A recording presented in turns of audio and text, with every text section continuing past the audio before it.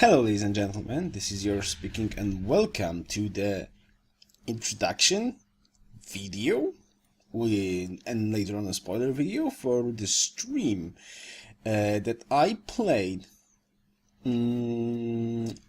last weekend, which is labeled multiplayer game number 82 as Persia. You can find the link probably here or somewhere around here, and definitely in the description down below. So let's just say really quickly what this is going to be. As usual, this is going to be for players who didn't actually watch the stream, so you will have a fair share of information what the game was about, because it's pretty long, and basically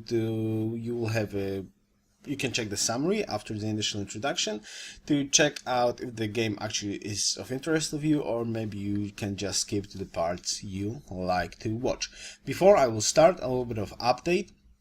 I'm pretty much sorry that I was not able to upload this week, and I didn't provide you with a game this weekend. I was away from home on a delegation, so I was not able to either record or stream or do anything of the usual stuff, and when I just got back home I wanted to spend the time with my family. This is why I didn't put a game yesterday. So okay, let's get to the introduction. So this is going to be a free-for-all 6-player kind of no-quitters game. Theoretically no-quitters game, but yeah, mostly no-quitters game, and definitely with no-quitters rules. So I've got in this game King Kong playing as Sweden. You probably can know King Kong from the name of Tony the Bomb. So basically he's a very strong player. Though I didn't have a chance to play free-for-all games with him, so this was an interesting experience. We've got NQ Lucky Strike playing as Egypt. Yes, the one and only NQ Lucky Strike that loves to go culture victory. So we've got him back in a game. NQ Shumi 16 playing as France, the Nemesis, yeah, the NQ Shumi 16. I'm playing Persia for this game. We've got APEC playing as Shoshone, and we've got Twinsen playing as Ethiopia. Now, the cool part of this game was that actually 4 players and later on 5, Twinsen, was on Steam. Now it's on Steam, on TeamSpeak with me, so we were basically chatting all the time, at the same time chatting with the stream watchers. So this was really, for me, it was really entertaining experience for me. I really loved this game, and the social part of this game was really awesome. Okay, so if you do not want to know how the game went, stop watching right now and follow the link that should be hovering around here somewhere to the stream, so you can watch the game from the start and don't have any spoilers. And if you do want to know the spoilers, so you can actually, well, basically if you watch the stream already and want to listen to me ramble about the summary that I am making a week later on, then go and watch it. Or if you just want to know what the game was about and decide you want to watch it, then go on and keep being here. Alright, so let's get started. Hello Yoruus. Okay, I'm gonna cover this guy up. Oh, okay, so so what's up? I'm gonna do it this time. It's going to be playing in the background. So I rolled Pangea. I rolled a pretty decent start, like gold. I've seen marble. Well, basically I've seen a lot of cool stuff. So after a little bit of scouting, let me show you what's gonna happen next. There we go. I could actually pause this. So after a little bit of scouting, I was like, okay, what's up? Well, I've got Shoshone pretty close. I've got Ethiopia pretty close. Well, pretty close. Not that pretty close, but what I was thinking, like, okay, I got a huge amount of lands, but I was going into this game with like a notion. I want to have a small size empire, tradition style. I want to have peace, and I want to have experimentation. So I was like thinking, okay, well, I'm pretty far away from everyone. So just maybe, settling towards players will not be a good idea, and maybe settling the backland and focusing on 3 or 4 big cities is the way to go. So, well, I actually decided to do that. You are probably thinking like, okay, yours, but you had so much land. Yes, I did have so much land, but as you know me, I like to experiment a lot, and I like to change the playstyle a bit. And like, going into this game, I was in absolutely the mood for a small empire play, very peaceful small empire play. And of course, map said, no, you shall not be playing peaceful, but guess what? I say to the map, no, you gave me so much land, I don't care about you, I'm gonna play peaceful small empire. And this is exactly what I was planning to do. Okay, so let's go and see what was going on later on. So I've set up my 3 cities. Well, maybe not the best spots, but 2 cities were on the mountain. One coastal city with a lot of food, just access with the 3rd city to luxuries, with the idea of just getting as much food to my, well, basically feed food to my cities. So 2 caravans to my capital and 2 caravans to Pasargada and Persepolis. Oh, excuse me, between those cities. And tradition into aesthetics. Yes, into aesthetics, and actually try to go, well, focus on culture in this game. Pretty cool stuff, huh?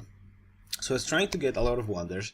Of course, I was missing quite a lot of wonders, though at least I got Oracle into, well, Great Life into Oracle. I got that. That was really, really cool. I was basically focused on growing as much as possible, but still, probably a mistake. I was starving. You probably noticed my capital name, Starved Capital. Well, that's a different story.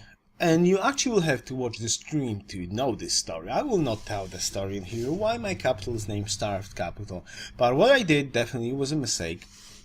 I was actually starving my capital while not growing it maximally, to actually pump a lot of hammers to get, to get wonders built, which was not that great of an idea in the long term, because I lost many wonders to Egypt. So basically I would be better off it was just, well, basically building up wonders, but not focusing on trying to maximize the hammers for them.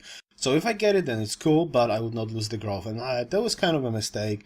I think that cost me quite a lot of extra population really quickly, but well, I make mistakes all the time, so not a big deal. So I've got a Shoshone there, pretty close, but he was not expanding towards me, and I've got Twinsen in the north as Ethiopia, but he surprisingly did not expand towards me. So basically we had some sort of a neutral zone that nobody was eager to plant on, which was basically a great idea for me, because I wanted to be peaceful. I wanted to focus on culture, science, and all the cool stuff that you cannot focus when you're really close to someone and you are at the risk of waging war. So this is how my empire looks. So now let's skip a lot of turns, because not too much was happening in here, basically. So let's skip a lot of turns to the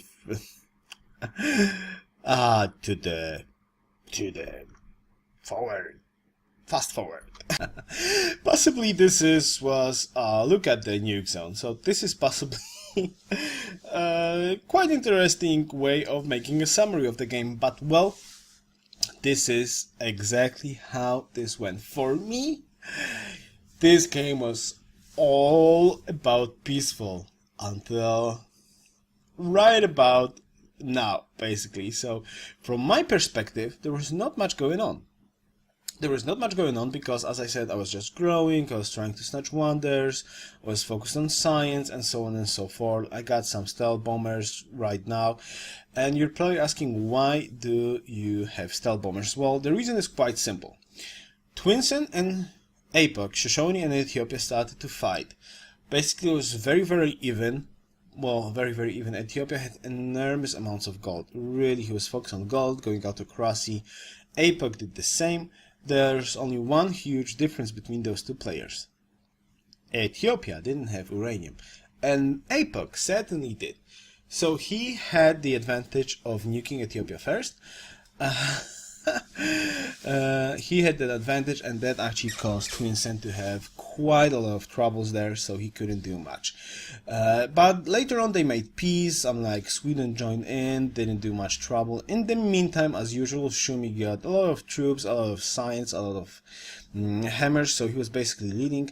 And on the other side of the continent, Lucky Strike was, as you can see, on a very good way to achieve a cultural victory. Well, he was definitely surpassing me, so I was the only one stopping him basically from reaching a cultural victory, which I was trying to get as well, though I definitely did miss so many wonders that was actually not possible for me. I was even more, well, I was quite more far away from achieving a cultural victory than he was. But in my mind, I was thinking like, okay, I need to slow him down. Maybe, well, slow him down, take his capital, take all of his works, and then I could maybe deal something and do something in there. But the problem was, of course, that Shumi was so far ahead in science, and well, maybe not so far ahead, but he was definitely ahead of everyone else. He was not damaged by any war. So he basically fortified his capital, he fortified his position. Non-nuclear proliferation was passed, so there were no more nukes on the map. So basically, reaching to him and killing him was quite hard. So what I decided to do is actually start off with Egypt's capital. That sounded like most reasonable idea for me. And then try to get to Shumi. I hope I actually can skip to the part where I managed to do something about it in here. Nope, this is not this one. Okay, so let's go to the next part. Okay, there we are. First, let's take a look at, there we go, Shumi's capital. So he basically had so much XComs there. And I needed to get my settlers to this side in here to actually plant the cities to be in range of Lucky Strike's capital. At the same time, Shumi was giving me a lot of trouble with his missile cruisers. I did not have any chance to get a sizable amount of force through the ocean.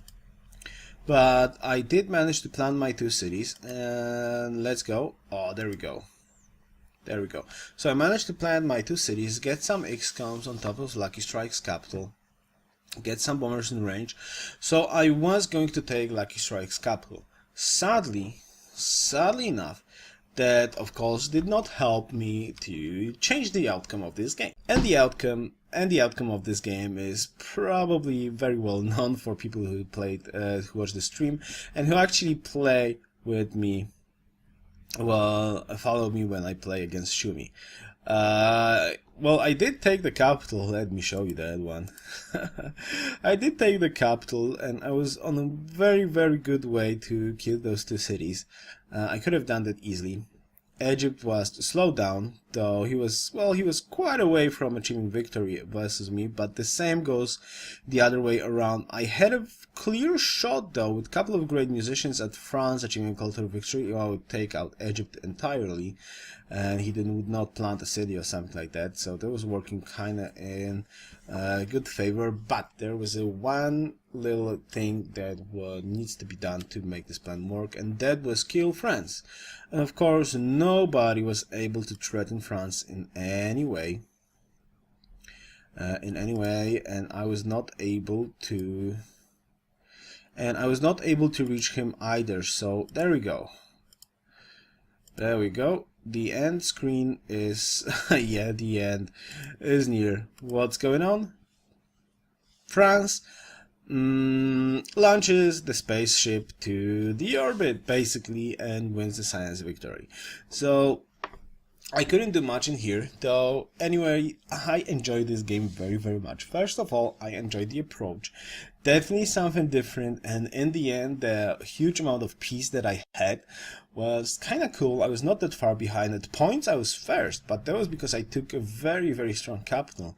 But still, my science was not that bad. I had all the techs needed, so maybe I could even try to get a science win. Science win. Science win, but I didn't manage to do so, of course, because I tried to get that culture victory. But still, it was a pretty cool game. I liked that small empire approach. I liked that I was not attacked by anyone in the whole game. Could you attribute that to the that I was pretty small the whole game and I was last at points, or could you attribute that to the fact that other players was looking strong and they wanted to fight with each other? It's hard to tell. Anyways, I enjoyed a huge amount of peace in this game, which allowed me to grow and do a lot of cool stuff, which I absolutely loved. Sadly, at the end I lost with Shumi, going for science victory, but still it was an amazingly cool game, and most importantly, as I said at the start, this was amazingly cool and entertaining social experience. The chat on TeamSpeak, the chat on stream was really awesome. I'm sad that I cannot put the stream chat onto videos. That would be really excellent, but I think I tried to say what was written on the chat in this game. But anyways, so this is it. This is how this ended. Shumi won. Science victory. Well, maybe if there wouldn't be the nuclear non-proliferation, then he would have a harder time, but probably nobody thought that he could be damaged. Look at that, hammers. Exactly the same hammers at the end. Me and Sweden. That's awesome. So pretty good at stats. Actually, Sweden could have reached the science victory too. If I would be really good, I could probably win science victory, even with a little bit of detours, like in 2-3 turns too. So this was a really close and cool game. Nobody was basically killed until not counting Egypt at the end. Twinsen lost his capital, but he retook it, and so on and so forth. So really great game, really even game, really interesting game. I love it. So I encourage you to watch it if you haven't watched it already. I don't think you will regret this. Alright, so thank you very much for watching. I invite you to watch the actual game that goes somewhere in here. Here. Okay, here. Yeah, don't look at this guy in the background. I'm definitely better looking than that guy. Alright. Anyways, thank you very much for watching and see you next time. Best wishes. Yoruus.